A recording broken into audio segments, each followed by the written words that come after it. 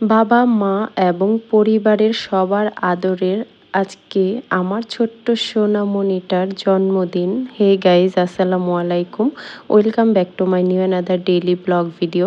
তাই আজকে ছোট্ট সোনামণিটাকে নিয়ে চলে আসলাম বিকেলবেলা তার বার্থডের জন্য একটি কেক নেওয়ার জন্য। তো সে হচ্ছে কেক খেতে খুবই ভালোবাসে, তার জন্য আমি টেস্টি ট্রিট থেকেই একটা কেক নেওয়ার চেষ্টা করেছি। তবে দুঃখের বিষয় এই যে এই সময়টাতে তার পরীক্ষা ছিল, যে কারণে আমি বাসায় কোনো আয়োজন করতে পারি নাই বা তেমনভাবে কোনো কিছুই করি নাই বললেই চলে। এজন্য দোকানে বসেই তাকে কেকটা কেটে খাওয়ালাম। আসলে তার হচ্ছে দেরি সহ্য হচ্ছিল না, সে এতটাই কেক খাওয়ার জন্য উত্তেজিত হচ্ছিল যে সে দোকানে বসেই কেক খেতে বসে পড়েছে।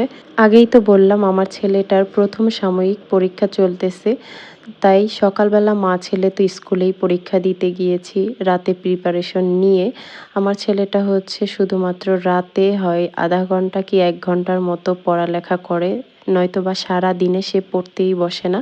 তাই বিকেলবেলা চলে গেলাম একটি কেক কিনতে, তাই বিকেলেই কেকটা কেনা হলো। আর রাতে তো ওরকম করে আয়োজন করি নাই, যে কারণে তার পড়ায় ডিস্টার্ব হবে। আর এজন্য বিকেলেই কেকটা কাটিং করলাম, সেজন্য বাসায় কোনো আয়োজন না করে দোকানে বসেই কেকটা কেটে ফেললাম। আর এজন্য আমি হচ্ছে আমার ভাইকে ফোন দিয়ে বললাম যে আসার জন্য, কারণ একা একা কেক কাটতে ভালো লাগতেছিল না। আর এই কেকটা কিন্তু জাইম নিজেই পছন্দ করেছে সে খাওয়ার জন্য, এজন্য আমি বললাম ঠিক আছে ডান, এটাই নিয়ে নিই। তারপর হচ্ছে ওর নামটা এখানে লিখে দেওয়া হচ্ছিল। তারপর হচ্ছে আমরা এখন কাটিং করব। তো এদিকে অনেকগুলো ললিপপ ছিল ঝোলানো, যেখান থেকে একটা ললিপপ আমার ভাই ওকে কিনে দিল। তারপর হচ্ছে কেক কেটে মামা ভাগিনাকে খাইয়ে দিচ্ছে, আমি এপাশে বসে বসে ভিডিওটা করতেছি।